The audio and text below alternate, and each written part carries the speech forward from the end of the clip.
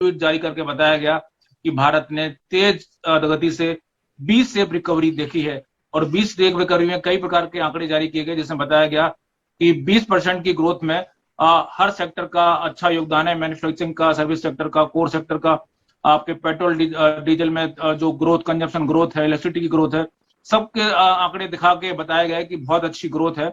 और अब हम एक कह सकते हैं कि अच्छे दिनों की ओर बढ़ते दिख रहे हैं। लेकिन दूसरी हकीकत ये भी है कि भारत में इन्फ्लेशन रेट बहुत ज्यादा है कंपेरेटिवली। अगर हम पास की तुलना में देखें, सबसे अधिक चिंता की बात है बेरोजगारी और असमानता।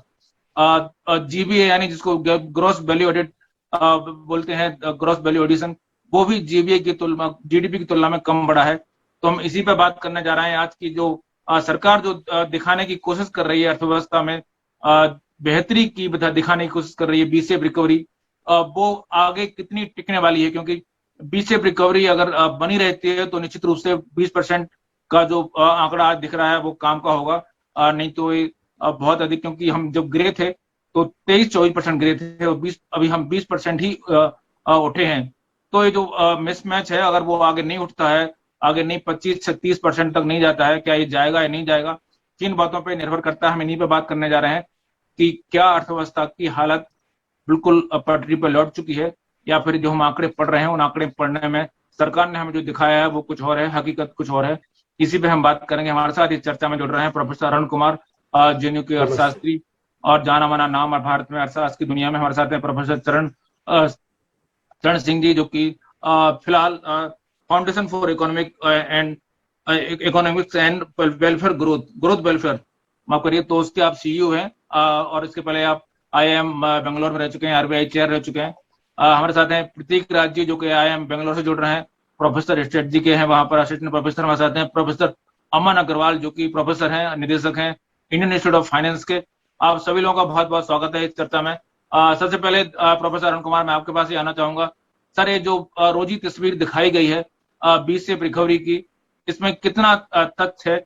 और सबसे बड़ी बात की जो 20 से रिकवरी, मान लीजिए 20% को हम मान भी लें कि 20% है, तो आगे आपको जो जो हालात दिख रहे हैं, क्या वो 20 से बाद अगले जब माह में, जब अगले क्वार्टर में रिजल्ट आएगा, तो क्या वो 20 से 25 होने वाला है, या 20 से और इसी लेवल पर रहेगा, या गिरने वाला है इससे? देखिए, जब अर्थव्यवस्था में भारी गिरावट थी पिछले साल, तो उस समय लॉकडाउन बहुत जबरदस्त था। इस बार लॉकडाउन इतना नहीं था, और वो कुछ जगह जगह पे लॉकडाउन था, वो पूरा देश में लॉकडाउन नहीं था। तो इसलिए पिछले साल की तुलना में तो इस साल अच्छा होना ही था। दूसरी बात यह है कि कितना अच्छा होना था। अगर जो हमारा 2019 का लेवल है उस तक पहुंचना था, तो हमें करीब 27-28% की ग्रोथ चाहिए थी। तो अभी जो हमारा जो कंपैरिजन होना चाहिए वो लेवल ऑफ जीडीपी का होना चाहिए, ना कि ग्रोथ रेट ऑफ जीडीपी का होना चाहिए।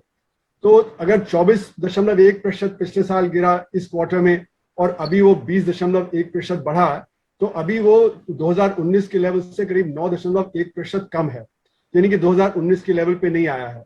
और 2019 के बाद अगर ये ठीक ठाक ग्रोथ होती तो उस समय करीब 4% की ग्रोथ हो रही थी, तो 8% 2 साल में और ग्रोथ हो जानी चाहिए थी।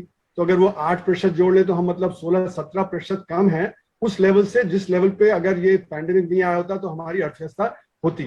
तो अभी मतलब हम वहां नहीं पहुंचे हैं जहां पे कि प्री पैंडेमिक लेवल पे हमें होना चाहिए था। तो ये तो पहली बात हुई।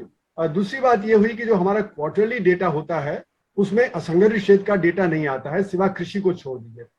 पर कृषि में भी ये मान लेते हैं कि टारगेट फुलफिल हो गए।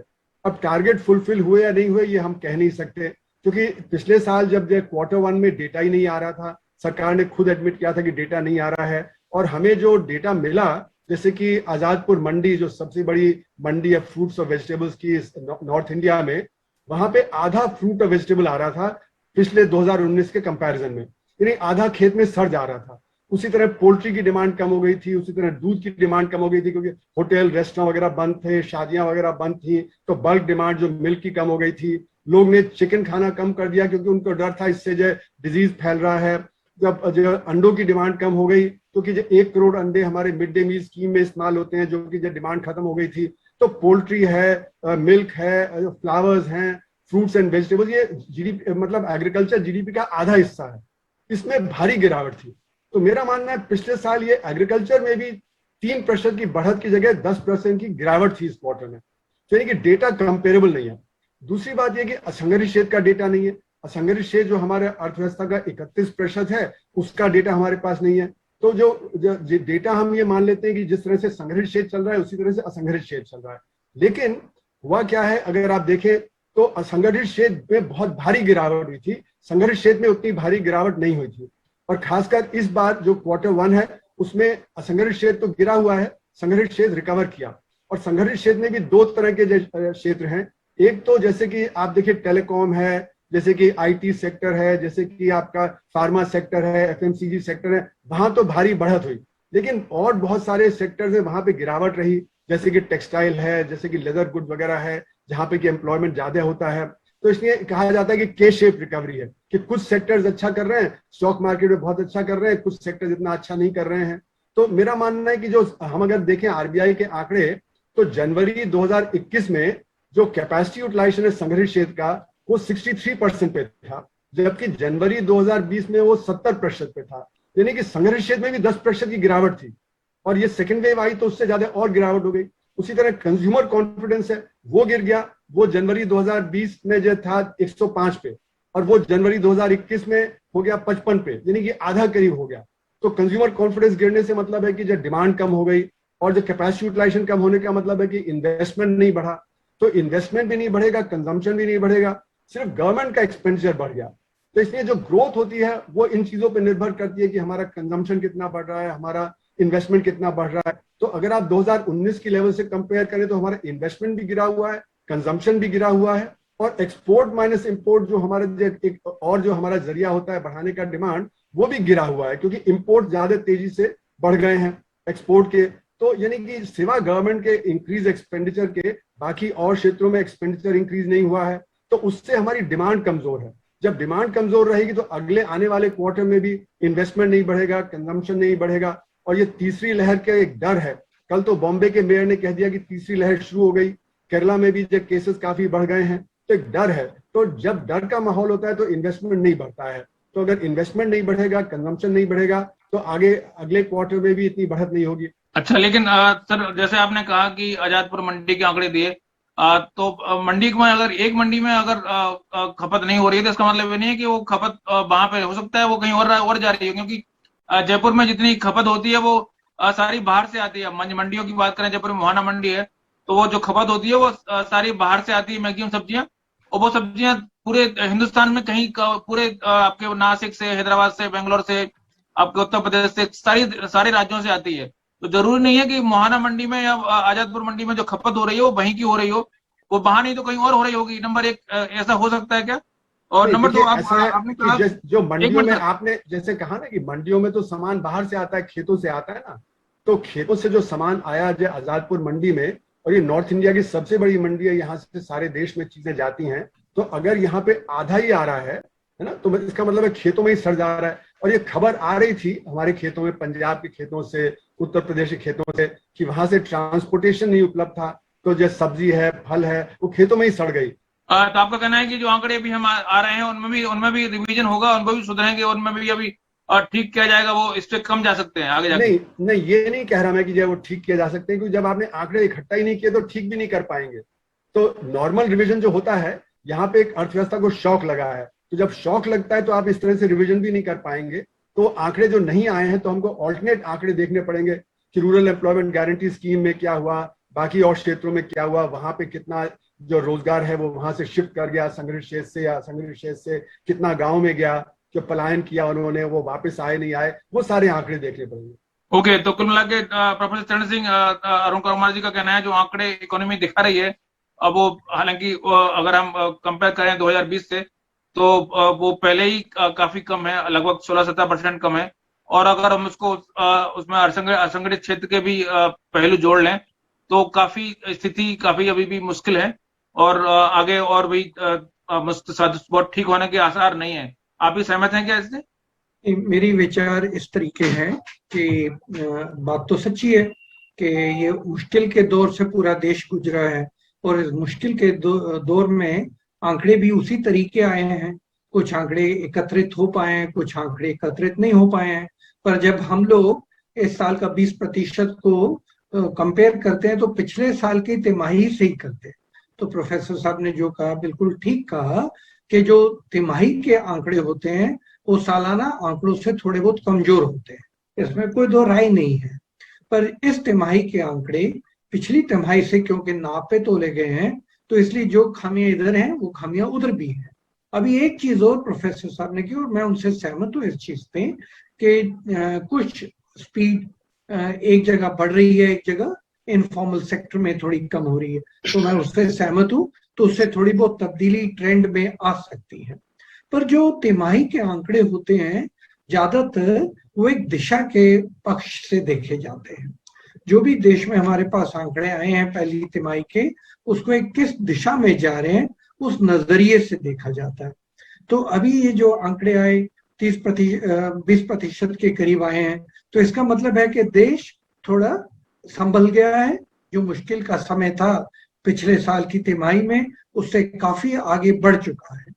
अभी एक चीज और सामने आती है, आप और मैं रोजमर्रा जिंदगी में इधर उधर घूमते हैं, देखते हैं, तो आपको भी लग रहा होगा, मुझे भी लगता है कि देश में थोड़ा ग्रीन शूट्स आ रही हैं, थोड़ा गति शुरू हो गई है और गतिविधियां शुरू होने से सब कुछ जैसे नॉर्मल होता जा रहा है। कुछ आंकड़े भी आए हैं अप्रैल जून के। आपको पता है कि दूसरा वेव जो आया था कोविड का, ये ज्यादातर जो 1918 का आप देखें तो उस टाइम पे भी जो स्पेनिश फ्लू हुआ था, जो पहला वेव था उससे 5 गुना दूसरा वेव था तीव्रता में।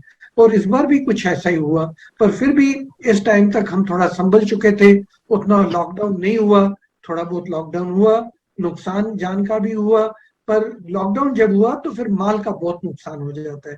जैसे जो इनफॉर्मल सेक्टर है उसमें लोग ज्यादातर रोजमर्रा जिंदगी में कमाते हैं और फिर उसी को इस्तेमाल करके खाते हैं। पर अप्रैल जून के अगर आप आंकड़े देखें तो आप उसमें क्या देख रहे हैं कि राइस की प्रोडक्शन बढ़ रही है, सीमेंट की बढ़ रही है, स्टील की बढ़ रही है। सबसे बढ़िया बात है कमर्शियल व्हीकल्स 234% बढ़ गए हैं। और जो प्राइवेट कारें खरीदने वाले हैं, प्राइवेट व्हीकल स्कूटर वगैरह खरीदने वाले हैं, उनका 110% से बढ़ोतरी हुई है। इसका क्या भाव है कि लोगों के पास खरीदने की क्षमता है, लोगों के पास कुछ पैसा है, और अगर इसी रफ्तार से आगे बढ़ते गए तो आगे अच्छा, इससे भी अच्छा ग्रोथ रेट आ सकता है। आखिरली बात जो इस टाइम पे मैं कहनी चाहूंगा, मेरी उम्र के मुताबिक आप देख ही रहे हैं, जब हम रिजर्व बैंक में होते थे बहुत साल पहले, हम लोग रिजर्व बैंक में 2 किस्म की पॉलिसी निकालते थे। आजकल तो हर 2 महीने के बाद रिजर्व बैंक अपनी पॉलिसी निकालता है, उस टाइम पे 6 महीने के बाद निकालता था। एक को लीन पीरियड कहा जाता था, एक को बिजी पीरियड कहा जाता था। बिजी पीरियड क्या होता था? जब देश में त्योहार होते थे, बारिश खत्म हो चुकी होती थी, तो बारिश के टाइम आपको पता है कंस्ट्रक्शन भी नहीं होती, लोग घर में होते हैं, बाढ़ वगैरह आ जाते हैं। पर जो बिजी सीजन होता था वो त्योहारों से शुरू होता था, खास करके गणेश चतुर्थी से शुरू हो जाता था, कुछ कहते हैं राखी से शुरू होता था। उस जो बिजी सीजन होता था उसमें रफ्तार हमेशा बढ़ती थी। अभी बिजी सीजन शुरू हो गया, आपने देखा राखी का त्योहार हो गया, आगे गणेश चतुर्थी आ रही है, फिर मौसम भी ठीक हो जाता है। बारिश थोड़ी बहुत इस बार कम हुई है, कोई शक नहीं है, बारिश थोड़ी कम हुई है, उससे जो सोइंग होती है वो भी थोड़ी कम हुई है, पर बारिश पिकअप कर रही है सितंबर। वैसे तो अभी सीजन का एंड हो रहा है बारिश के सीजन का, उससे हो सकता है कि थोड़ी एग्रीकल्चर प्रोडक्शन पे आगे जाके थोड़ी कमी आए। पर जहां तक मैन्युफैक्चरिंग का सवाल है, मैंने आपको बताया सीमेंट, स्टील, आयरन ये सब तो बढ़ रहे हैं, सेल भी बढ़ रही है कमर्शियल व्हीकल्स की और प्राइवेट व्हीकल्स की। इसका मतलब डिमांड है, और बिजी सीजन में तो डिमांड और आगे बढ़ेगी। तो इसलिए मेरी नजर में हम लोग वो मोड़ काट चुके हैं जहाँ पे मुश्किल हो सकती थी। अब बात ये आती है कि अगर तीसरा वेव आ गया तो क्या हम फिर लड़खड़ाएंगे, गिर जाएंगे, या अपनी रफ्तार कायम रख पाएंगे? तो ग्रीन शूट है प्रोफेसर चरण सिंह का कहना है। प्रोफेसर अमन, लेकिन जो प्रोफेसर अरुण कुमार ने शुरू में जो बात कही कि जो कंपेयर करना है वो ग्रोथ रेट को नहीं, साइज ऑफ इकोनॉमी को करना है। 1920 में जो साइज थी इकोनॉमी की, जब लॉकडाउन शुरू हुआ, 2019 की बात करें, लगभग 35 लाख करोड़ के आसपास थी। और अभी जो अर्थव्यवस्था उसको 27 लाख तो हुई, और अब जो नवीनतम आंकड़े हैं लगभग 32-33 लाख करोड़ के आंकड़े हैं। तो सीधी सी मतलब ये है कि जो हमारी अर्थव्यवस्था की साइज है वो कम हो गई है। आप उसको इस तरह से देखें, आप इसको बी शेप रिकवरी मान लें, जो भी मान लें, लेकिन सवाल है कि 2 साल बाद हम उससे भी छोटे हैं। तो 5 ट्रिलियन इकोनॉमी का टारगेट है वो तो बहुत दूर हो चुका है। अब तो सवाल यह है कि हम मतलब 2019 का भी लेवल पा पाएंगे कि नहीं पा पाएंगे, इस पर सवाल है। तो फिर बी शेप पिक्चर की बात कर लें, किसकी बात कर लें, अल्टीमेटली तो आप वहां नहीं है जहां पे आपको होना चाहिए। देखिए जी, पहली बात तो मैं ये कहना चाहता हूँ, चाहे वो जीडीपी के आंकड़े परसेंटेज में देखे जाएं या एब्सोल्यूट वैल्यू में देखे, दोनों में देखे जाते हैं और दोनों को ही विचारधारा पे डाला जाता है। पर सबसे इंपॉर्टेंट चीज ये है कि एक आम आदमी उस जीडीपी के जो ग्रोथ है उसको फील कर पा रहा है या नहीं कर पा रहा है। बिल्कुल आप 80% के ऊपर ग्रो करें और अमीर तो अमीर बन जाए और गरीब गरीब बन जाए, और गरीब को एक धेला ना मिले, उसका क्या फायदा। आप 2% पे ग्रो करें और एक गरीब आदमी खुश हो, अपने परिवार के साथ खुशी के साथ 2 रोटी खा सकता हो, अच्छी हेल्थ केयर मिल सके, उसको भी वो खुशी है, 2% बड़ा नहीं है। दूसरी बात, जैसे जैसे इकोनॉमी बड़ी होती जाती है उसका जो ग्रोथ रेट है परसेंटेज में, वो कभी भी उतना नहीं रह सकता जैसे पहले कभी रहा हो। जैसे एक मनुष्य होता है, जब बच्चा ग्रो करता है 15-16 साल तक तो बड़ी तेजी से ग्रो करता है, दिखाई देता है, अंतराल दिखाई देता है। तो उसके बाद अंतराल दिखाई नहीं देता है, और घटावट भी होती है, बढ़ावट भी होती है, दोनों चीजें होती है। तो इसलिए इन आंकड़ों को, जिसे हम कहते हैं पिंच ऑफ सॉल्ट, एक नमक के आटे में देख के देखना चाहिए हमेशा। कभी भी ये एब्सोल्यूट फॉर्म में कभी भी, चाहे आज के आंकड़े आज से 5 साल पहले कंपेयर करें या देखें, वो देखना जरूरी है, बिकॉज उससे हमें थोड़ा पता चलता है कि हम आगे बढ़े या नहीं बढ़े या पीछे की तरफ गए, ये देखना जरूरी। दूसरी चीज जो मैं आपको बताना चाहूंगा, कुछ आंकड़े मैं भी देना चाहूंगा जो मैक्रो इकोनॉमिक लेवल पे हैं, उनका थरा पे उतरते ही असर आता है। जैसे हम फॉरेन डायरेक्ट इन्वेस्टमेंट की बात करें, जो फॉरेन डायरेक्ट इन्वेस्टमेंट है पिछले 5 सालों में काफी हद तक बहुत तेजी पे रही है, पिछले 10 सालों के, उससे पिछले 10 सालों के मुकाबले में। अगर हम पिछले साल की ही बात करें, करीबन $72 बिलियन हिंदुस्तान में आए। उसका मतलब क्या है, 6-6.5 बिलियन डॉलर हर महीने आ रहे थे, चाहे वो नया पैसा हो, चाहे वो री इन्वेस्टमेंट हो उन कंपनीज का जो यहाँ पे पैदावार कर रही हैं, बेच रही हैं और मुनाफा कमा रही हैं, दोनों को मिला के बनता है वो, पहली चीज। तो वो $6.5 बिलियन एक महीने में ऐसे टाइम पे, ये 2020 अप्रैल 2020 से मार्च 2021 के बीच में, क्योंकि आईएमएफ और वर्ल्ड बैंक जनवरी से दिसंबर देखता है, हिंदुस्तान मार्च से अप्रैल देखता है। तो ये जो आंकड़े आए उस टाइम पे आए हैं जब महामारी चरम सीमा पे थी, विश्व के अंदर सारे देश बुरी हालत में जा रहे थे, इंटरनल क्लोजिंग चल रही थी, कोई बाहर निवेश नहीं कर रहा था। उसके बाद भी हमें $72 बिलियन हिंदुस्तान में निवेश आया, फॉरेन डायरेक्ट इन्वेस्टमेंट आई। ठीक है जी, डायरेक्ट इन्वेस्टमेंट का मतलब है या तो बना बनाए कारखाने को खरीदा या मशीन को खरीदा, या फिर जो है उसको नया सेटअप करने के लिए बनाया। दोनों चीजें होती हैं, एक में इमीडिएट रिटर्न आने लगते हैं, जैसे आप मोनेटाइजेशन की बात कर रहे हैं तो उसमें रिटर्न कोई आदमी लेता है उसको लीज पे तो इमीडिएट आने लगेगा, नहीं तो जेस्टेशन पीरियड होता है 1 साल से 3 साल का, जिसमें वो पैदावार करके प्रोडक्टिविटी देगा। दूसरी चीज, अगर हम पोर्टफोलियो इन्वेस्टमेंट, जिसे फॉरेन इंस्टीट्यूशनल इन्वेस्टमेंट कहते हैं, उसको देखें तो पिछले 7 सालों में सबसे ज्यादा पिछले साल आई है। मतलब जो पैसा स्टॉक मार्केट में आता है उससे प्रोडक्टिविटी तो नहीं ज्यादा बढ़ती, पर उससे ये दिखाई देने को मिलता है कि मोटिवेशन मिलता है कंपनी को कि मेरा शेयर बढ़ रहा है, एक आदमी को मोटिवेशन मिलता है। वो करीबन $32 बिलियन के करीब आई। ये एफडीआई का इंपैक्ट प्रोडक्शन में होता है, जॉब क्रिएशन में होता है, मार्केट एनहेंसमेंट में होता है। पोर्टफोलियो का इन्वेस्टमेंट का जो इन्वेस्ट है वो नए आईपीओ, जैसे अब हम देख रहे हैं पिछले 2 महीने में जब आईपीओ आ रहे हैं तो एकदम से उछाल, 2 टाइम 3 टाइम 4 टाइम। अब जैसे एक कंपनी लॉस मेकिंग कंपनी का आईपीओ आया, उसको भी 3 टाइम 4 टाइम सब्सक्राइब किया गया। बड़ी बड़ी कंपनियों ने सब्सक्राइब किया, आम आदमी ने इतना सब्सक्राइब नहीं किया। करीबन 90% बड़ी बड़ी कंपनियों ने इन्वेस्ट किया, बाहर की कंपनियों ने इन्वेस्ट किया, पर इन्वेस्ट किया उसके अंदर। ये क्यों देखा किया?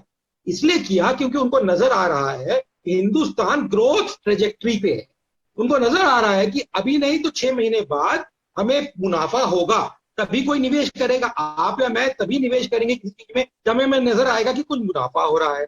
हमने देखा जो शेयर मार्केट पार्टिसिपेंट्स है और जो आईपीओ आ रहा है वो उनमें भी बढ़ोतरी काफी हद तक पिछले 6 महीने में देखने को मिली है। ये आंकड़े हमें दिखाते हैं कि ग्रोथ बढ़ती तरफ दिखाई दे रही है। अब ये 20% की बात की आपने, हाँ 20% बेस इफेक्ट की वजह से बहुत ज्यादा है। अगले महीने होगा नहीं होगा क्वार्टर में पता नहीं है, कोई फर्क नहीं पड़ता। इससे एक मोटिवेशन फैक्टर जो इंडस्ट्री को और एक इंडिविजुअल को मिलता है, क्योंकि वो इतने आंकड़ों को बेहतरी से नहीं समझ पाता, जैसे अरुण जी ने समझाया, वो इतनी डीप में नहीं जा पाता। वो कहता है अच्छा इस बार 20% की ग्रोथ हुई है तो इसका मतलब मेरे को आगे जाके बढ़ोतरी मिल रही है, तो वो सोचता है कि मैं रिस्क लूं, मैं निवेश करूं, मैं छोटा जो एमएसएमई है कहता है मैं पैसा लगाऊं, इसकी तरफ मार्केट बढ़ रही है।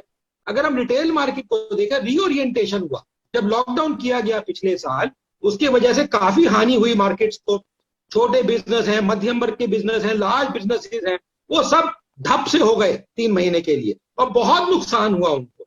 अब उन्होंने भी काफी हद तक रीओरिएंट कर लिया कि अगर कल को छोटा मोटा लॉकडाउन आता है या नेशनल वाइड लॉकडाउन आता है तो हम कैसे अपने बिजनेस को चालू रखें, अपने काम धंधे को चालू रखें, ताकि पैसा भी आ सके, निवेश भी बढ़ सके, पैदावार भी हो सके। बिल्कुल प्रतीक, प्रोफेसर अमन कहना ये चाह रहे हैं कि वैक्सीनेशन जो भारत की सबसे बड़ी उपलब्धि है, और वैक्सीनेशन के कारण हमने वो कॉन्फिडेंस हासिल हम कर रहे हैं कि हमारे पास जो स्पेनिश फ्लू के बाद जो हालात थे वो हालत तो पैदा नहीं होंगे। सेकेंड वेव, थर्ड वेव, कोई भी वेव आए वो हालत पैदा नहीं होंगे, ये कॉन्फिडेंस आ रहा है। और दूसरी बात वो कह रहे हैं कि पूरी दुनिया में अगर आप ग्रोथ को देखें तो पूरी दुनिया में जो ग्रोथ है उसकी तुलना में भारत की ग्रोथ काफी अच्छी है। पूरी दुनिया में 8-9% ग्रोथ है, 12% ग्रोथ है, भारत में 20% ग्रोथ है। और अगर दूसरी बात उन्होंने सेंसेक्स का भी पैमाना लिया कि सेंसेक्स को एफडीआई का, आपको लगता है कि सेंसेक्स को भी क्या हमें जब इकोनॉमी की बात कर रहे हो तो उसको भी कोई पैमाना मानना चाहिए, क्योंकि वो कंपनियों की, वो बेसिकली कंपनियों के आउटपुट है, वो कंपनियों की बैलेंस शीट है, ना कि भारत की बैलेंस शीट। तो उसको भी इस विचार में क्या आपको लगता है हमारी डिस्कशन में शामिल एक पैरामीटर मानना चाहिए? आप चूंकि आईएम से जुड़े हैं, आप भी बेसिकली कंपनियां ही देखते हैं कंपनियों की बात करते हैं, तो आपको लगता है कि अमन जो पर्सपेक्टिव देना चाह रहे हैं उसको हमें विचार वो क्या नाम इस तरह से करना चाहिए कि इकोनॉमी की लालिमा दिखा रहे हैं क्या वो आंकड़े? जी, तो पहली बात तो कि अमन जी जो कह रहे हैं कि स्टॉक मार्केट महत्वपूर्ण होता है, ये अवश्य ही सच है, क्योंकि वो बताता है कि लोगों का रुझान कैसा है, इन्वेस्टर्स का रुझान कैसा है। ये बात जानना, सोचना आवश्यक है कि 2 चीजों को हम साथ साथ भारत में देख रहे हैं। पहला तो पैंडेमिक, जो एक तरह की ट्रेजेडी सी है, जो एक एक्सीडेंट है, जो सिर्फ भारत ही नहीं पूरे देश, पूरी दुनिया ने देखा। उसके साथ ही साथ हम एक डिजिटल ट्रांसफॉर्मेशन भी देख रहे हैं जो भारत में हो रहा है और कई देशों में हो रहा है, और पैंडेमिक ने इस डिजिटल ट्रांसफॉर्मेशन को और ज्यादा एक्सेलरेट किया है। और कई बार जो स्टॉक मार्केट है, वो जो उसमें जो निवेश हो रहा है, वो जो ऊपर जा रहा है, उसमें एक बहुत बड़ा फैक्टर ये भी है कि डिजिटल इकोनॉमी जो भारत की है उसने काफी अच्छे ढंग से कोप किया है इस पैंडेमिक को। और ये संभव था कि इंटरनेट नहीं चलता, बीच में बंद हो जाता, ये बात चीजें वगैरह वगैरह, और वैसा नहीं हुआ। तो ये अच्छी बात है कि डिजिटल इकोनॉमी ने काफी तरह से हमें बचाया है, हमें शील्ड किया है कई सारी मुश्किलों से। लेकिन जैसा अमन जी ने भी कहा, हमें अरुण जी की बात को भी ध्यान में रखना बहुत आवश्यक है कि कुछ बुनियादी चीजें हैं जहां पर विषय उठ रहे हैं, जैसे कि ई कॉमर्स की बात होती है। तो अगर कोई एफडीआई इन्वेस्टमेंट आता है या स्टॉक मार्केट बढ़ता है किसी बड़ी कंपनी को के निवेश में, तो वहां पर यह भी जानना आवश्यक होगा कि जो अनऑर्गेनाइज सेक्टर है या जो छोटे बिजनेसेस हैं वो कैसा कर रहे हैं, इत्यादि इत्यादि। और वहां पर हमारे पास उतना डेटा नहीं कि हम ये चीज समझ सकें कि क्या हो रहा है। और वहां पर प्रश्न उठता है कि कई बार लोग इस विषय पर भी बात कर रहे हैं कि जो डिजिटल इकोनॉमी है वो एक सुपरस्टार इकोनॉमी बनने का एक शक है लोगों को कि सुपरस्टार इकोनॉमी बन जाएगी, अर्थात कुछ कंपनियां होंगी जैसे कि जियो, वो बहुत बड़ी हो जाएंगी और जो छोटे बिजनेसेस हैं वो अच्छा नहीं कर पाएंगे, और वो या तो जियो उनके बिजनेस को ले लेगी या वो हट जाएंगे। तो इसलिए दोनों ऑर्गेनाइज्ड और अनऑर्गेनाइज्ड सेक्टर को साथ में देखना आवश्यक है। और इसके लिए मुझे लगता है कि जो सेंटिमेंट है, ये अच्छी बात है कि स्टॉक मार्केट में है, डिजिटल इकोनॉमी बहुत अच्छी करिए, और इसके कारण हमारी जो भविष्य की इकोनॉमी है वो वैसे भी 2010 की जो इकोनॉमी थी वो आज हमारी इकोनॉमी नहीं, और 2030 में हमारी इकोनॉमी कैसी होगी वो हम अच्छे से नहीं जानते। और जिस तरह से हमारी डिजिटल इकोनॉमी ने काम किया है, हमें ऑप्टिमिस्टिक होने के कई कारण हैं। लेकिन ये भी सच है कि 8.7 करोड़ लोगों को सैलरीड थे 2019 में, आज वो 7.6 करोड़ हैं। तो सैलरीड जॉब्स जा चुकी हैं।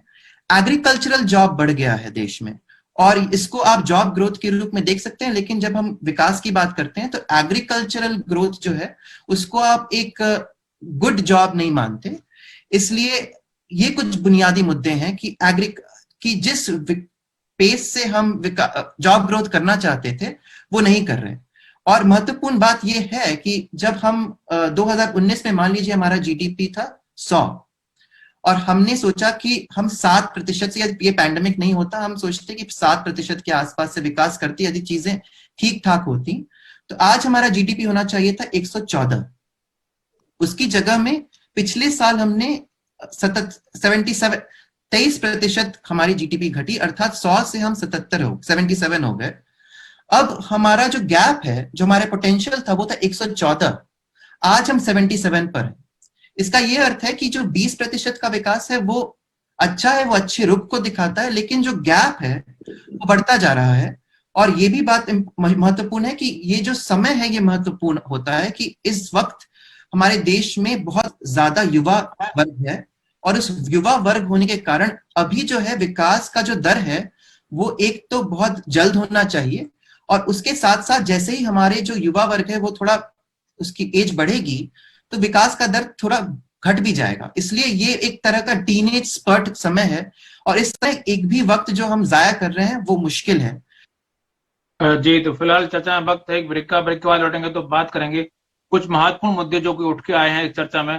पहला बात तो ये है कि इकोनॉमी की ग्रोथ रेट जो भी हो, लेकिन असमानता बहुत तेजी से बढ़ी है। बहुत सारे लोगों की जॉब गई है, बहुत सारे लोग गरीब हुए हैं। ये आंकड़े बहुत कई बार आ चुके हैं कि लगभग 20 करोड़ के आसपास लोग गरीबी रेखा के नीचे आ गए हैं इस कोविड के दौरान।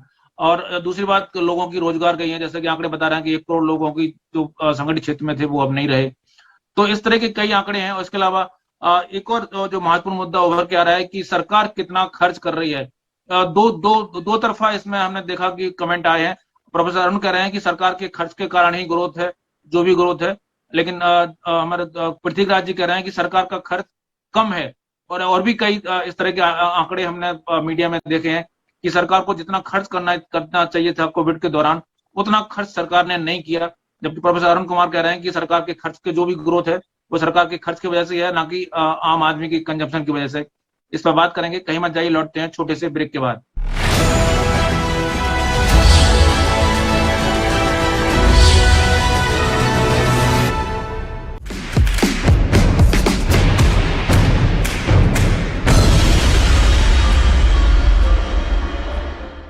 सावधान, कहीं आप भी पेगासस के निशाने पर तो नहीं। भारत में पेगासस स्पाईवेयर काफी चर्चा में बना हुआ है। पेगासस के जरिए कई चर्चित हस्तियों के फोन की जासूसी करने का दावा किया जा रहा है, लेकिन कुछ सावधानियां रखकर आप इस बात का अंदाजा लगा सकते हैं कि आपका फोन हैक हुआ है या नहीं।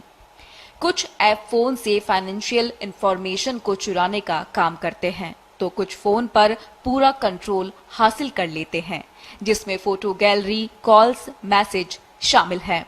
अगर आपके फोन की बैटरी तेजी से ड्रेन होने लगे, फोन का स्लो हो जाना और बैटरी जल्दी खत्म होना, मोबाइल डेटा की खपत में अचानक बढ़ोतरी होना, या फोन में कोई फर्जी ऐप मौजूद हो जिससे डेटा की खपत तेजी से होने लगी हो, फोन के स्क्रीन पर लगातार पॉपअप्स दिखाई देने लगे, फोन तेजी से गर्म हो रहा हो, तो ऐसा हो सकता है कि हैकर्स ने आपके फोन को कंट्रोल करना शुरू कर दिया है। ऐसे में सावधानी रखना जरूरी है।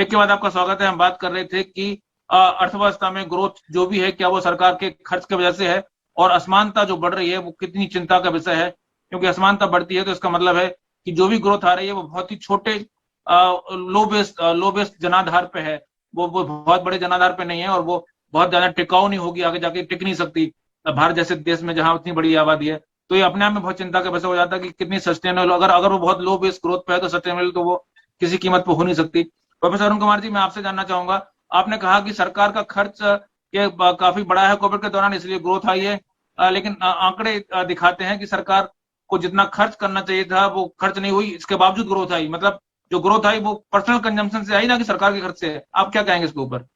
देखिए, जो मैंने कहा वो थोड़ा सा आपने मिस इंटरप्रेट कर दिया।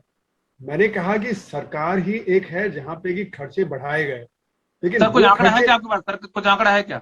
हाँ, देखिए, वो अभी जो क्वार्टरली आंकड़े आए तो उसमें जो सरकार का खर्चा है जो 2019-20 में 3.92 लाख करोड़ था, वो 4.21 लाख करोड़ हो गया, यानी कि उसमें करीब 30,000 करोड़ रुपए की बढ़त हो गई है ना। लेकिन ये तो बिल्कुल ही पर्याप्त नहीं है। जैसे कि प्रतीक ने कहा कि इससे तो बहुत ज्यादा खर्च होना चाहिए था। जो गरीब आदमी के हाथ में सरकार ने दिया वो तो 1.5-2% जीडीपी का था सिर्फ, जो उन्होंने रूरल एम्प्लॉयमेंट गारंटी स्कीम पे बढ़ाया, जबकि बाकी और देशों में 10% एक्स्ट्रा दिया गया, जैसे यूएसए में। तो यहाँ पे तो हमने बहुत कम दिया। तो प्रतीक की बात बिल्कुल ठीक है कि जितना तो इसके बावजूद से ग्रोथ आई है भारत में 30% तो बहुत बढ़ानी होना चाहिए फिर तो। नहीं, वो ग्रोथ उनकी वजह से नहीं आई है। वो ग्रोथ इसलिए आई है जो 20% की, क्योंकि पिछले साल पूरा कंप्लीट लॉकडाउन था इस पीरियड में, जबकि इस साल वो कंप्लीट लॉकडाउन नहीं था, तो इसलिए इंडस्ट्री उतना रुकी नहीं जितना कि पिछले साल रुकी थी। तो इसलिए नहीं, पर लेकिन जो सरकार ने है वही एक इंजन था जिसने पॉजिटिव वो दिखाया। बाकी तो एक्सपोर्ट्स था वो जो नेगेटिव में था, क्योंकि एक्सपोर्ट माइनस इंपोर्ट जो नेगेटिव में था। कंजम्पशन गिर गया, प्राइवेट फाइनल कंजम्पशन गिर गया, ग्रोस कैपिटल फॉर्मेशन गिर गया। तो जो ग्रोथ थी वो थोड़ी बहुत मदद मिली सरकार से, पर जितनी मिलनी चाहिए थी उतनी नहीं थी। तो प्रतीक ने बिल्कुल ठीक कहा कि बहुत ज्यादा होना चाहिए था। दूसरी बात मैं ये जोड़ना चाहूंगा इसमें कि जो अभी हाई फ्रीक्वेंसी डेटा आता है, जैसे कि ऑटोमोबाइल सेल्स वगैरह है, वो क्या आप समझते हैं कि असंगठित क्षेत्र वाला खरीद रहा है, या जो 23 करोड़ लोग गरीबी की रेखा के नीचे चले गए वो खरीद रहे हैं, या जो जीएसटी वगैरह का बढ़त हुआ है, तो जीएसटी की तो 95% तो संगठित क्षेत्र देता है, 5% ही तो असंगठित क्षेत्र से आता है। तो जो भी बढ़त आई वो तो संगठित क्षेत्र से आई है, वो असंगठित क्षेत्र की ग्रोथ नहीं दिखा रहा। तो हाई फ्रीक्वेंसी डेटा जो कोट किया जाता है, जो मिनिस्ट्री वगैरह कोट करते हैं, वो दिखाता है कि संगठित क्षेत्र बढ़ रहा है, वो ये नहीं दिखाता कि असंगठित क्षेत्र बढ़ रहा है। और मेरा आर्ग्यूमेंट यही है कि असंगठित क्षेत्र तो गिरता चला जा रहा है, और उसके पीछे जो बाकी जो चीजें हैं वो तो दिख ही रही हैं। तो इसलिए मेरा ये मानना है कि जो हमारा प्रोजेक्शन है वो हाई फ्रीक्वेंसी डेटा पे नहीं हो सकता। वो हाई फ्रीक्वेंसी डेटा सिर्फ संगठित क्षेत्र को दिखाता है, लेकिन असंगठित क्षेत्र को। दूसरी बात जो अमन जी ने कही कि स्टॉक मार्केट बहुत अच्छा कर रहा है, एफडीआई आ रहा है, एफआईआई आ रहा है, तो क्या वो असंगठित क्षेत्र में जा रहा है? वो भी सारा संगठित क्षेत्र में है। अगर आप देखें तो हमारे देश में 6,000 कंपनियां हैं जो स्टॉक मार्केट में रजिस्टर्ड हैं, और 6 लाख कंपनियां हैं जो स्मॉल और मीडियम कंपनियां हैं, और 6 करोड़ कंपनियां हैं जो असंगठित क्षेत्र में हैं, जो माइक्रो यूनिट्स हैं। तो 6 करोड़, 6 लाख और 6,000, तो स्टॉक मार्केट तो 6,000 कंपनियों का डेटा दिखा रहा है ना। और वहां पे जैसे कि प्रतीक ने सही कहा कि जो आ रहा है जैसे जियो में, तो कौन आया? गूगल आया, फेसबुक आया, दूसरी टेक्नोलॉजी कंपनी, वो हमारा जो टेक्नोलॉजी का प्लेटफॉर्म है उसको कैप्चर करना चाह रहे हैं, उसके लिए बहुत बड़ा एफडीआई वगैरह आया। तो ये जो फॉरेन कैपिटल आ रहा है वो उसकी 2 वजह है। एक तो जो अमेरिका में जो बड़ी बड़ी जो टेक्नोलॉजी कंपनियां बहुत अच्छा कर रही हैं, फेसबुक है, गूगल है, उनके पास बहुत सरप्लस है, वो और टेक्नोलॉजी कंपनियों को दुनिया भर में कैप्चर करना चाह रहे हैं, तो इसलिए उनका इन्वेस्टमेंट आ रहा है वहां पे। दूसरी बात की जो एक्सेस लिक्विडिटी, यानी कि $20 ट्रिलियन एक्सेस लिक्विडिटी दुनिया भर में सारे सेंट्रल बैंक ने रिलीज किया, तो वो कहीं तो जाएगा। अब इंडिया में तो फिर भी आपको 4-5-6% मिल रहा है रिटर्न, अमेरिका में तो 0% रिटर्न है। तो इसलिए कैपिटल एफडीआई आना और एफआईआई आना इसलिए नहीं है कि वो इंडिया में बहुत कॉन्फिडेंस है, वो सिर्फ टेक्नोलॉजी कंपनियों को जो कैप्चर करना चाह रहे हैं, और दूसरा उनको कुछ रिटर्न यहाँ मिलेगा, बाकी जगह तो रिटर्न मिलेगा नहीं। तो इसलिए इसका ये मतलब नहीं है कि हमारी अर्थव्यवस्था बहुत अच्छा कर रही है इसलिए जो फॉरेन डायरेक्ट इन्वेस्टमेंट आ रहा है। तो आरबीआई गवर्नर ने पिछले 6 महीने में 4 बार कहा है कि जो स्टॉक मार्केट है वो आउट ऑफ लाइन है रियल इकोनॉमी से, और इसका बहुत बड़ा डेंजर है कि अर्थव्यवस्था में अगर स्टॉक मार्केट कोलैप्स करता है, क्योंकि जो अर्निंग टू प्राइस रेशियो है वो बहुत ज्यादा गिर गया है। तो अगर आपका अर्निंग गिर गया है तो चांस है कि वो कोलैप्स कर सकता है। अगर अमेरिका में रिवर्स हो जाए क्वांटिटेटिव ईजिंग, यूरोप में रिवर्स हो जाए, तो पैसा बाहर जाने लगेगा, तो अर्थव्यवस्था फिर जैसे कि 2008 में 9 में हुआ था उस तरह से गिरावट आ सकती है, उसका बड़ा बुरा असर पड़ेगा। वैसी अर्थव्यवस्था बहुत चरमरा रही है, तो ये मेरा मानना है कि ये भी बात सही नहीं है। दूसरा, जो हमारी अर्थव्यवस्था है उसमें सर्विसेज सेक्टर अभी भी डाउन है, वो चाहे ट्रेड हो, ट्रांसपोर्ट हो, चाहे होटल्स हो, रेस्टोरेंट्स हो, है ना, टेक्सटाइल सेक्टर हो, लेदर गुड सेक्टर है, तो कुछ सेक्टर्स अच्छा कर रहे हैं, बाकी सारे सेक्टर्स अच्छा नहीं कर रहे। और एक बात मैं कहूंगा कि जो ब्लैक इकोनॉमी और असंगठित क्षेत्र बिल्कुल अलग अलग चीजें हैं। असंगठित क्षेत्र में ब्लैक इनकम जनरेशन नहीं होता है, असंगठित क्षेत्र में तो आमदनी बहुत कम होती है, वो तो टैक्स रिटर्न भी नहीं फाइल करते हैं। हमारे देश में तो इस समय अगर आप देखें तो जैसे प्रधानमंत्री ने अगस्त 15 को कहा कि सिर्फ 15 मिलियन लोग टैक्स पेयर हैं, है ना, वो संगठित क्षेत्र के लोग हैं। असंगठित क्षेत्र में तो आमदनी टैक्सेबल लिमिट से कम होती है। प्रोफेसर चरण, मैं जानता हूँ प्रोफेसर अमन आप कुछ कहना चाह रहे हैं, आपके पास आऊंगा। प्रोफेसर चरण सिंह, मैं आपसे पूछना चाहूंगा, दो प्रकार के इंटरप्रिटेशन आए, एक तो ब्लैक इकोनॉमी को लेकर और एक असंगठित सेक्टर को लेकर। प्रोफेसर अमन कह रहे हैं कि असंगठित सेक्टर की हमारी जो ग्रोथ है वो इकोनॉमी में रिफ्लेक्ट नहीं होती है, इसलिए हमारी ग्रोथ कम दिखती है, जबकि हमारी ग्रोथ ज्यादा है। प्रोफेसर अरुण कह रहे हैं कि हम जो असंगठित क्षेत्र की जो ग्रोथ है वो नहीं दिख रही है, इसलिए हम बहुत क्या नाम कम दिखा के, वो है ही नहीं, इसलिए जो है ना हमारी ग्रोथ और कम हो जाती है अगर हम उसको दिखाते तो, मतलब वो पहले से कम बढ़ रही है। और प्रोफेसर अमन कह रहे हैं कि वो हम दिखाते तो और ज्यादा बढ़ जाएगी। ये थोड़ा क्या है, थोड़ा दर्शकों को समझाएं। और ये हाई फ्रीक्वेंसी डाटा जो बार बार प्रोफेसर अरुण कुमार कह रहे हैं, थोड़ा इसको भी समझाएं दर्शकों को कि high frequency low frequency data कौन से होते हैं। प्रोफेसर चरण सिंह। देखिए, एक बात मैं कहनी चाहूंगा यहाँ पर कि जो इकोनॉमी है, जो पूरी अर्थव्यवस्था है, जुड़ी रहती है। जो फॉर्मल सेक्टर या इनफॉर्मल सेक्टर है, एकदम साथ में जैसे नाखून और उंगली जुड़ी रहती है वैसे जुड़े रहते हैं। अब इसमें कोई दो राय नहीं है। जैसे प्रोफेसर अरुण कह रहे हैं कि जो काला धन है वो ज्यादा वो इनफॉर्मल सेक्टर में कहां से होगा, उनके पास पगार ही नहीं होती है। पर मैं तो नौकरी वाला आदमी हूँ, मैं एक छोटी सी रिट्स कार चलाता हूँ, पर ये ढाबे वाले लोग तो सारे कई मर्सिडी भी चलाते हैं, पर दिखाते हैं अपने आप को कि वो इनफॉर्मल सेक्टर में। तो ऐसे कुछ एग्जाम्पल हो सकते हैं दोनों साइड। पर कहने का मेरा भाव ये है कि इनफॉर्मल सेक्टर और फॉर्मल सेक्टर जुड़े रहते हैं। फॉर्मल सेक्टर जब बढ़ता है आगे, इनफॉर्मल सेक्टर को भी बढ़ोतरी मिलती है। आपको अगर जो फॉर्मल सेक्टर में अच्छी बढ़ोतरी हो रही है, आप नौकरियां देंगे। एमएसएमई जो प्रोफेसर अरुण कह रहे थे कि 6 करोड़ एमएसएमई है, 6 करोड़ माइक्रो है, 6 करोड़ माइक्रो है, स्मॉल और मीडियम 6 लाख है। हाँ, पर मैं कह रहा हूँ कि जब बड़ी इंडस्ट्री को फायदा होता है, जब वो प्रोडक्शन बढ़ाते हैं तो प्रोडक्शन लाइन आखिर तक नीचे चलती है। एमएसएमईज का वो रोल है, और उनको इंटीग्रेट करने का पूरा प्रयत्न सरकार ने किया है। पिछले 1 साल में तो बहुत प्रयत्न किया है बैंकों ने भी, और एनबीएफसी को भी हेल्प किया है, ताकि आप इस तरीके की छोटी छोटी जो कंपनियां हैं उनको फायदा दे सके। अब जहां तक सवाल उठता है, प्रतीक जी बता रहे थे कि देखिए सरकार को खर्चा ज्यादा करना चाहिए, बहुत बढ़िया बात है, बहुत बढ़िया बात है, मैं भी यही कहता हूं। पर मैं आपसे एक सवाल पूछता हूं, आपने कोविड के टाइम पे देखा है हर एक ने एक कॉन्सेंट्रेटर खरीदा है। जिस कॉन्सेंट्रेटर की कीमत 25,000 होनी चाहिए थी, वो 1 लाख में खरीदा है। अब हर एक के घर में वो कॉन्सेंट्रेटर रस्ट हो रहा है। आपको अगर आप किसी के घर जाके पूछेंगे वो कॉन्सेंट्रेटर कहाँ है जिसने आपकी जान बचाई, वो कहीं पड़ा होगा, स्टोर रूम में, गैरेज में, बाथरूम में। टैक्स तो इंडिया देता नहीं है, टैक्स की तो चोरी होती है, सरकारी अस्पताल बने नहीं, सरकारी अस्पतालों में ऑक्सीजन प्लांट कहां से आएगा, सरकार के पास कोई पेड़ तो है नहीं जहां से पत्ते तोड़ के वो अपना अस्पताल सरकारी बना लेंगे। अगर आप टैक्स टू जीडीपी रेशियो देखो, पूरी दुनिया में हमारे टैक्स टू जीडीपी रेशियो 18% है। मैं तो ये जानना चाह रहा था कि ब्लैक इकोनॉमी कहाँ होती है, जैसा कि प्रोफेसर अमन कह रहे हैं एमएसएमई में होती है या रिच लोगों में होती है, ब्लैक इकोनॉमी में होती कहाँ जनरेट होती है? मेरी समझ में पूरे देश में फैली हुई है। जिसका दम चलता है वो चला लेता है, टैक्स देता नहीं। प्रधानमंत्री कह रहे हैं कि सिर्फ इतने लोग देते हैं। आप और मैं भी तो देखिए, विचार करिए कि हम लोग वही प्रयत्न करते हैं। कहीं दुकान में जाए, अगर वो कहे कि टैक्स देना पड़ेगा तो हम क्या कहते हैं, भाई मुझे तो बिल की जरूरत नहीं है। कहते हैं कि नहीं कहते हैं? कितने लोग इस देश में हैं जो कह सकते हैं छाती पे हाथ रख के कि मैंने कभी टैक्स नहीं बचाया? नहीं कहते। पर विदेशों में ऐसे नहीं होता है।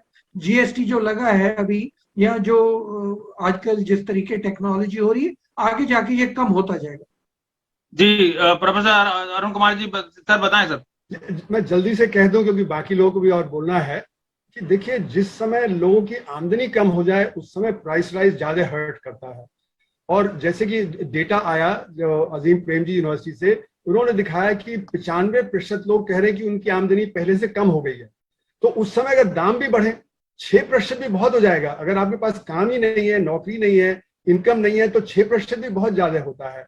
अच्छा, दूसरी बात जो है कि असंगठित क्षेत्र में ये जरूर है कि कुछ ढाबे वाले, जैसे मैंने कहा, उनकी आमदनी ज्यादा होगी, कुछ लोगों की आमदनी ज्यादा होगी। पर 94% हमारा वर्कफोर्स, यानी 400 मिलियन का 94% हो गया 380 मिलियन। तो उसमें जो है आपके जो 380 मिलियन, उसमें 2 मिलियन होंगे जो ढाबे वाले वगैरह होंगे। बाकी तो 378 मिलियन तो कृषि वगैरह में जिनकी आमदनी 200-300 रुपया प्रतिदिन होती है ना, वो तो ब्लैक इनकम कमाएंगे नहीं। तो जो अगर हमारे आसपास हमें कुछ दिखते हैं जहां पे कि ब्लैक इनकम जनरेट होती है इनफॉर्मल सेक्टर में, वो तो ऊंट के मुंह में जीरे के बराबर है। तो काली आमदनी जो है वो ज्यादातर संगठित क्षेत्र में जो जनरेट होती है, न कि असंगठित क्षेत्र में। और जो हमारा स्टॉक मार्केट है उसमें कंट्रोल किसका है? जो कॉर्पोरेट सेक्टर, वो 0.1% है पॉपुलेशन का, और 5% ज्यादा इन्वेस्टर है। तो अगर स्टॉक मार्केट बढ़ रहा है तो ये 5% को फायदा हो रहा है, 95% तो कोई फायदा नहीं हो रहा। उनके यहाँ तो काम चला गया, उनकी तो नौकरी चली गई, उनकी तो आमदनी गिर गई, वो कह रहे हैं। तो ये स्टॉक मार्केट की जो बढ़त है वो भी बहुत लिमिटेड है, वो बहुत ही लिमिटेड लोगों के हाथ में है, और इसलिए वो असमानता दिखा रहा है। जो स्टॉक मार्केट में बढ़त हो रही है और असंगठित क्षेत्र में जो गिरावट हो रही है, तो असमानता बढ़ रही है। और जैसे चरण सिंह जी ने कहा कि संगठित और असंगठित क्षेत्र जॉइंट है, तो जॉइंट तो तब थे पहले जबकि दोनों में एक सिनर्जी थी। लेकिन इस समय जैसे मैंने बताया कि ई कॉमर्स के बढ़ने से जो हमारा नेबरहुड स्टोर है वहां पे डिमांड कम हो रही है और वहां पे जो गिरावट आ रही है। और इसी तरह जैसे टैक्सी एग्रीगेटर है, टैक्सी एग्रीगेटर ने क्या किया, आपके नेबरहुड जो टैक्सी स्टैंड थे उनको खत्म कर दिया, है ना। और जो ड्राइवर, जो कंज्यूमर है, वहां पे जो रेट बढ़ा दिया। पहले 6 रुपए प्रति किलोमीटर करते थे, अब 15 रुपए, और सर्च प्राइसिंग में 22 रुपए कर दिया उन्होंने। तो ये जो सारा का सारा मसला चल रहा है, जैसे प्रतीक ने कहा, जो डिजिटाइजेशन के चलते हुए, गिग इकोनॉमी की वगैरह चलते हुए बहुत बड़ा असंगठित क्षेत्र डिस्प्लेस हो रहा है। तो जो पहले एक सिनर्जी होती थी दोनों के बीच में, वो सिनर्जी अब बहुत सारी खत्म हो गई है। और इसलिए संगठित क्षेत्र के बढ़ने से ऐसा नहीं कि असंगठित क्षेत्र बढ़ता चला जा रहा है, दोनों में ऑपोजिशन हो गया है, एक बढ़ रहा है तो दूसरा घट रहा है। जी, हमारे पास बहुत कम समय बचा है। प्रोफेसर चरण सिंह, मैं आपके पास आऊंगा, पहले अमन से जवाब, प्रोफेसर अमन से जवाब ले लूं, क्योंकि उनके बहुत सारे मुझे लग रहा है कि उन पर कुछ पेंडिंग है कहने के लिए। प्रोफेसर अमन, सबसे पहले तो हमें बताएं कि ब्लैक इकोनॉमी आपको कैसे लगता है कि असंगठित क्षेत्र में वो कमाते ही नहीं है, जरा सा कमाते हैं, और आप कह रहे हैं कि वो ब्लैक में इकोनॉमी हो गई उनकी। देखिए, पहली बात मैंने ये कहा था कि असंगठित जो क्षेत्र है उसका जो इनकम है वो अकाउंट फॉर नहीं हो रही। मतलब कि वो जो इनकम है हम लोग अकाउंट फॉर नहीं कर पा रहे जीडीपी के अंदर। दूसरी बात मैंने ये कही थी कि उसके अंदर ब्लैक मनी भी आता है, मनी लॉन्ड्रिंग भी आता है, ड्रग्स भी आता है, बहुत सारी चीजें आ जाती हैं जो उस एरिया को बिलोंग करती हैं, जिसको हम अकाउंट फॉर नहीं कर पा रहे। और उसकी भी ग्रोथ काफी हद तक पैरेलल इकोनॉमी में, जिसे हम कहते हैं, देखी जाती है, और वो ऑलमोस्ट बराबर होती है। अगर मैं एक लेबर आज से 1.5 साल पहले लेके आता था लेबर चौक से, वो मुझे 300 रुपए में, और एक मिस्त्री 400 रुपए में मिलता था, 40-50 रुपए ऊपर नीचे। आज की डेट में मैं अगर एक लेबर लेके आता हूं तो 600 रुपए की लेबर और 700 से 1000 रुपए का मिस्त्री मिलता है। अब आप मेरे को ये बताइए कि एकदम से ये ग्रोथ कहां से आ गई? क्योंकि लोग नहीं है, वो गांव चले गए, डिमांड कम हो गई, सप्लाई कम हो गई, तो बढ़ गया। अब जब ये पैसा जा रहा है, ये भी तो जा रहा है ना, वो खर्चा तो कर ही रहा है। जैसे चरण ने बताया कि वो खर्चे चल रहे हैं, जैसे खर्चे पहले ही चल रहे थे, अभी भी खर्चे चल रहे हैं। डिमांड तो, चाहे वो टूथब्रश खरीदना हो, टूथपेस्ट खरीदना हो, अगर कंज्यूमर सरप्लस अगर लोग वो बड़ी बड़ी कंपनियां बेच पा रही है, सिर्फ ऑनलाइन के माध्यम से तो नहीं बेच पा रही। ये जितनी बड़ी पूरी जनता है हिंदुस्तान की, वो सारा ही खा रही है ना, सारा ही पहन रही है। सरकार तो टूथब्रश, टूथपेस्ट और पेंसिल, पेन और ये मोबाइल। अब मैं आपको बताऊं, किसी से मेरी कल बात हो रही थी एमएसएमई सेक्टर में, जो ये सेकेंडरी मोबाइल का सेगमेंट है जो बिल्कुल खत्म होता जा रहा था, बिकॉज जो प्राइमरी मोबाइल की मार्केट थी वो बहुत सस्ते दामों पे मोबाइल दे रही थी, क्योंकि लॉकडाउन हुआ, बच्चों के पढ़ना ऑनलाइन हो गया। तो काफी फैमिलीज को, छोटे छोटे स्तर की फैमिलीज को, जो एक एक कमरे में 10-10 लोग रहते हैं, ऐसी फैमिलीज को जो सारे दिन में शायद 100, 200, 300 रुपए कमाते हैं, उन फैमिलीज को भी मोबाइल खरीदना पड़ा ताकि उनके बच्चों को शिक्षा मिल सके। ये सारी चीजें, सारे क्षेत्र एक साथ बढ़े हों। हमेशा कोई क्षेत्र बढ़ता है तो कोई क्षेत्र कम होता है। ये इकोनॉमी का नॉर्मल डायनेमिक्स मानी जाती है। तो इसलिए जहां बढ़ोतरी होती है वहां घटोतरी भी होती है। ऐसे ही बढ़ाव चढ़ाव से ही एक संसार, एक गृहस्थी चलती है। जी प्रोफेसर चरण सिंह, आप कुछ कहना चाह रहे थे? मैं सीधे से मुझे पता है टाइम बहुत हो गया, मुझे पता है कि आपने अभी प्रतीक के पास भी जाना है। मैं एक सीधी सी बात कहता हूँ, सब कह रहे हैं ई कॉमर्स बढ़ गया है, लोगों को बहुत नुकसान हो गया है। मैं इस देश में रहता हूँ, पहले दिन में या हफ्ते में एक ई कॉमर्स का पार्सल आता था, आज दिन में 6 आते। एम्प्लॉयमेंट बढ़ा है ना, तभी आ रहे हैं ना। उसी तरीके खाना देखिए, पहले कौन बाहर जाके खाता था, कितना लंच आप बाहर से ऑर्डर करते थे। अब लंच ज्यादातर लोग बाहर से ऑर्डर कर रहे हैं, यहाँ तक के लोगों ने अपने घर लंच सर्विसेज शुरू कर दी। तो ये सारी चीजें दिखा रही हैं कि उतनी बुरी हालत नहीं है जितनी हम लोग सोचते हैं। प्रोफेसर अरुण जी, मैं आपसे संक्षेप में एक और पूछना चाहूंगा कि हाई फ्रीक्वेंसी डाटा और लो फ्रीक्वेंसी डाटा थोड़ा दर्शकों को समझा दें, क्या चीजें हैं? हाई फ्रीक्वेंसी डेटा ऐसा होता है जो हर महीने आता है, हर क्वार्टर में आता है, तो उसका आप इस्तेमाल कर सकते हैं जीडीपी को मेजर करने में, है ना। तो जैसे कि जो जीएसटी कलेक्शन है, आपका टोल कलेक्शन है, ये तो हर महीने आपको डेटा मिलता रहेगा, है ना। तो उससे आप कुछ कैलकुलेट कर सकते हैं। पर मेरा ये कहना है कि ये जो हाई फ्रीक्वेंसी डेटा है वो ज्यादातर संघर्ष क्षेत्र का डेटा है, जैसे कि कमर्शियल व्हीकल्स है, जैसे ऑटोमोबाइल सेक्टर है, जैसे सीमेंट है, स्टील है, ये तो ज्यादातर संघर्ष क्षेत्र में इस्तेमाल होता है। तो हाई फ्रीक्वेंसी डेटा से हम ये नहीं कह सकते कि असंगठित क्षेत्र में वो इस्तेमाल हो रहा है या असंगठित क्षेत्र को दर्शा रहा है। असंगठित क्षेत्र को दर्शाने के लिए हमको अलग से डेटा देखना पड़ेगा। वो कौन सा डाटा, लो फ्रीक्वेंसी डाटा वो कौन सा होता है? नहीं, लो फ्रीक्वेंसी मतलब जो आपका एनुअल डेटा आएगा या जो डिले से आएगा डेटा, है ना। तो लो फ्रीक्वेंसी का मतलब है कि जो वो हर महीने हर क्वार्टर नहीं आएगा डेटा, वो लो फ्रीक्वेंसी वाला है। जी प्रतीक जी, ओवरऑल जी, प्रोफेसर चरण सिंह, हमारे पास समय बहुत कम बचा है, मैं आपको सबसे अंत में आपको बताऊंगा। प्रतीक जी, सबसे बड़ी चिंता की बात जो पूरे डिस्कशन में उभर के आई है वो है कि असमानता काफी बढ़ रही है और जो ग्रोथ हो रही है वो ग्रोथ एक बहुत ही लो बेस पे हो रही है, लो बेस ऑफ द पॉपुलेशन। और उसको लो बेस, मैं पिछले साल की बात नहीं कर रहा हूँ, पिछले साल लो बेस था। लो बेस ऑफ पॉपुलेशन के ग्रोथ में आपको लगता है कि एक बहुत सस्टेनेबल हो पाएगी, क्योंकि लो बेस रीजनल भी है और लो बेस ओवरऑल इकोनॉमी का भी है। क्या कहेंगे आप, क्या इसके बाद किस तरह की हमें रणनीति अपनानी होगी? देखिए, मुझे लगता है कि सबसे महत्वपूर्ण तो नौकरी होती है, कि लोगों के पास नौकरी हो तो फिर पैसा भी आता है, खर्च भी होता है। तो प्रश्न जो बीच में होना चाहिए वो ये है कि नौकरियां क्यों घट रही हैं, और जो अच्छी नौकरियां, जो सैलरीड जॉब्स है, वो क्यों घट रहे हैं।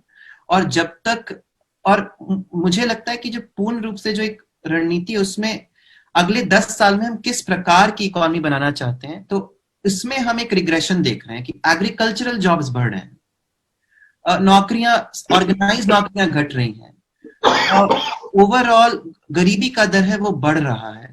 और एक जो बात है जो अभी तक इस विषय पर नहीं आई है, कि हम ऐसा लगता है मुझे कि इस देश में हम अब जो अमीर हैं, जिनके पास 100 अरब बिलियन डॉलर के का पैसा है, उनके विषय पर हम शायद ज्यादा सोचते हैं, और जो दूसरे गरीब हैं उनके विषय में कम सोचा जा रहा है।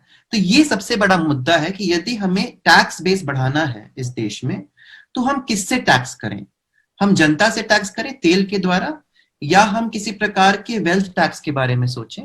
और मैं ये नहीं कह रहा कि वेल्थ टैक्स अच्छी चीज है, लेकिन ये वक्त ऐसा रहा है जहां पर कुछ अति अमीर लोगों ने काफी अधिक धन कमाया है, और इस देश में करोड़ों लोग हैं जो गरीबी रेखा से नीचे भी जा चुके हैं।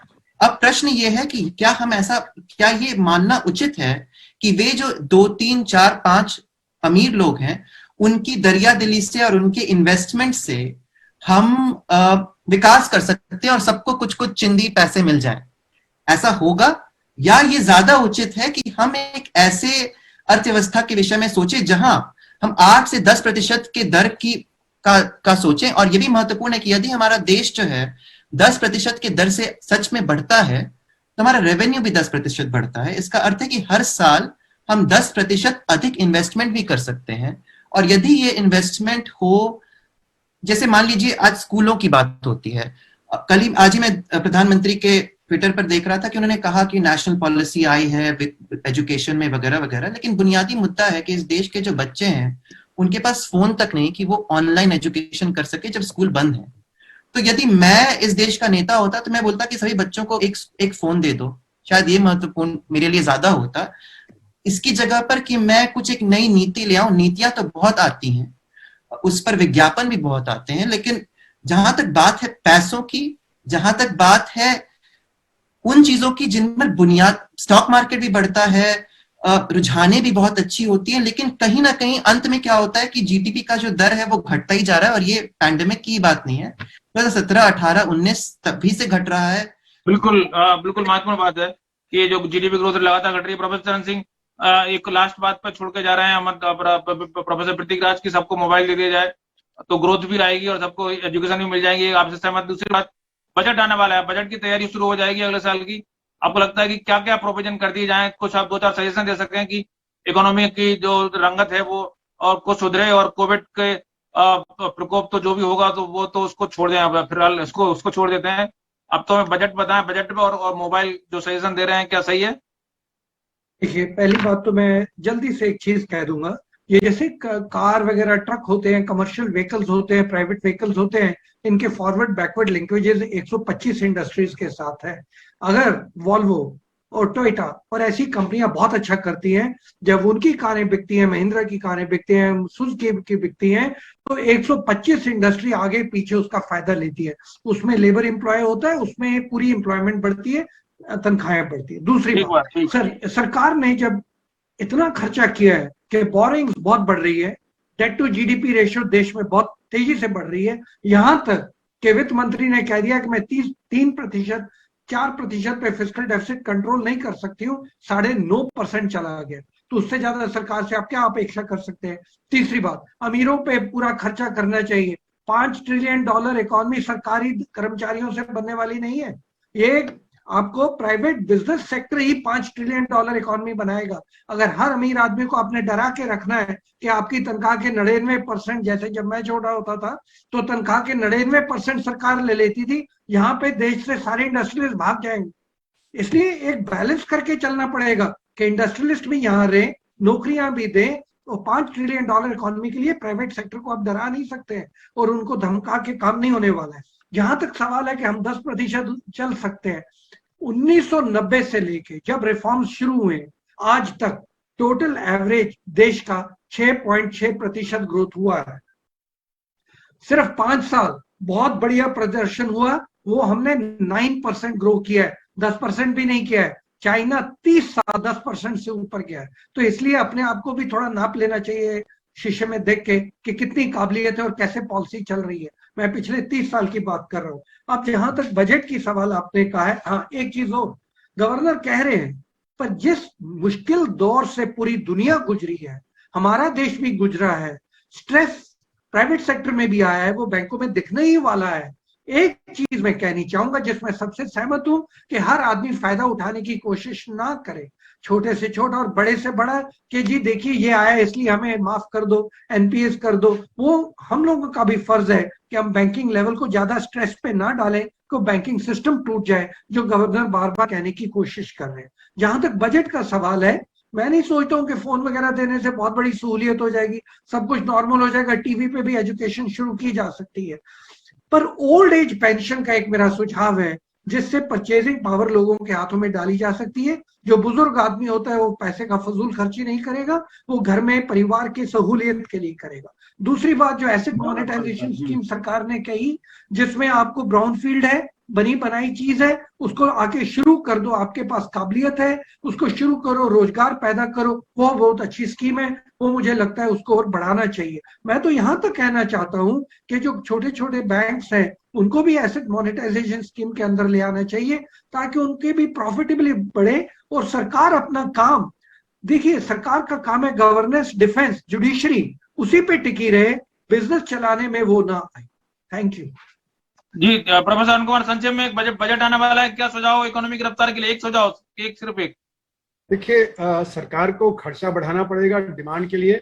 अगर डिमांड नहीं होगी तो सप्लाई साइड की जो नीतियां हैं सरकार की, बिल्कुल कामयाब नहीं होगी। मतलब रोजगार बढ़ाए मतलब। हाँ, एसेट मोनेटाइजेशन भी कामयाब नहीं होगा अगर डिमांड नहीं बढ़ेगी, क्योंकि इन्वेस्टमेंट तो तभी होगा जब डिमांड होगी। अगर जब डिमांड नहीं होगी तो इन्वेस्टमेंट भी नहीं होगा, एसेट मोनेटाइजेशन भी नहीं। हाँ जी, मैं 2 बातें कहना चाहूंगा। पहली बात, बजट के अंदर फोकस होगा कृषि के ऊपर। कृषि प्रधान देश रहा है हिंदुस्तान, और जो बुजुर्गों कृषि है हमारे, बुजुर्गों को पेंशन नहीं होना चाहिए सर? नहीं, पेंशन के ऊपर भी हो सकता है। जो टैक्स लग रहा है पेंशन के ऊपर, उसमें डिमांड चल रही है कि टैक्स को हटा दिया जाए, बिकॉज जो पेंशन मिलती है वो इनकम नहीं होती है। तो मेरे विचार में हो सकता है उसकी तरफ कुछ बढ़ावत हो। बट कृषि प्रधान देश है हिंदुस्तान। आज के समय में भी करीबन 75% जनता कृषि और कृषि उद्योग से जुड़ी हुई है। और जो लोग ये बड़े बड़े शहरों से वापस गए हैं अपने गाँव में, वो वापस कृषि तो नहीं कर सकते हैं खेतों के ऊपर, तो वो ऐसी चीजों में लगेंगे, या तो कारखानों में, या वहां पे जो कृषि रिलेटेड एक्टिविटीज हैं, जो पैदावार होती है, जो कृषि एग्रो इंडस्ट्री जिसे हम कहते हैं, उसमें जाके लगेंगे। तो ये जो पुरानी मुहिम थी कि आदमी कृषि में जा रहा है तो गरीबी की तरफ जा रहा है, ये गलत है। कृषि वाला कभी गरीब नहीं होता, वो सक्षम होता है और हम आपके और मेरे पेट को पालता है वो। अगर वो नहीं होता तो हमें खाना नहीं मिल सकता था, सप्लाई चेन नहीं चल सकती। बजट में इसके ऊपर फोकस। वो एक चीज और मैं कहना चाहूंगा कि फिस्कल डेफिसिट जो है, ठीक है 8% 9%, इसके अंदर हमारे पास स्पेस है, इसको बढ़ाया जा सकता है। हमारे पास बहुत सफिशिएंट रिजर्व्स हैं। सरकार को कोशिश करना चाहिए कि इसको ग्रोथ ओरिएंटेड प्रोजेक्ट्स में डाल के बढ़ाया जाए, ना कि डायरेक्ट बेनिफिट ट्रांसफर देने के चक्कर में बढ़ाया जाए।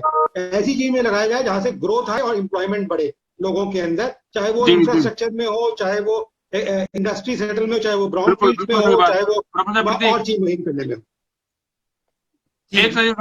मैं कहूंगा कि बजट में जैसा अमन जी ने कहा, फिस्कल डेफिसिट में थोड़ा और स्कोप है, क्योंकि हम यंग इकोनॉमी है, ग्रोइंग इकोनॉमी है, तो फिस्कल डेफिसिट थोड़ा और हो सकता है और उसे ग्रोथ एरियाज में ही खर्च करना चाहिए। तो मुझे लगता है कि अर्बनाइजेशन, स्पेशली हिंदी हार्टलैंड में अर्बनाइजेशन पर ध्यान देना आवश्यक है, क्योंकि हम ये भूल जाते हैं कि शायद यदि आप मुझसे पूछे कि दक्षिण भारत की स्थिति कैसी है इकोनॉमी की, मैं कहूंगा चीजें बहुत अच्छी हैं शायद। लेकिन मैं जो हूँ खुद बिहार से आता हूँ, इसलिए मुझे लगता है कि मैं उन जगहों की ज्यादा सोचता हूँ, और उसके कारण क्या है कि वहां पर परिस्थितियां थोड़ी अलग हैं और उन पर ध्यान देना आवश्यक है, क्योंकि वो लो कॉस्ट प्लेसेस हैं, वहां पर मैन्युफैक्चरिंग ग्रोथ बिल्कुल हो सकता है, लेकिन उसके लिए शहरों पर खर्चा करना, वहां पर इंफ्रास्ट्रक्चर इन्वेस्टमेंट करना आवश्यक है। उसके लिए सरकार को लीड लेना पड़ेगा इन्वेस्टमेंट के रूप में, और फिर प्राइवेट सेक्टर को लाना पड़ेगा, लेकिन साथ ही साथ सोशल सेक्टर में स्पेंडिंग बढ़ाना भी पड़ेगा, क्योंकि यदि लोगों के पास पैसा नहीं है तो फिर ये सारी जो नीतियां हैं वो किसी काम की मेरी नजर में नहीं रहेंगी। जी बिल्कुल। तो फिलहाल इस चर्चा में इतना ही। हमने देखा कि जो सीजन आने वाला है, जैसा कि प्रबल चरण सिंह कर रहे हैं, वो बिजी सीजन है और उम्मीद करना चाहिए कि इसमें हम अच्छी ग्रोथ देखने को मिलेगी और उसके बाद सरकार एक अच्छा बजट लेके आए तो सब कुछ बेहतर हो सकता है। नहीं तो हालात अगर बिगड़े तो बिगड़ भी सकते हैं, और बिगड़े तो हम भारत के लिए, जो भारत जिसको कहते हैं कि एक मीडियम रेंज में है अभी, अगर गिरा तो काफी गिर सकता है, उठने के लिए तो आसमान है। फिलहाल इस चर्चा में इतना ही। आप लोग सभी लोग जुड़े, बहुत बहुत धन्यवाद, नमस्कार। आप देख रहे हैं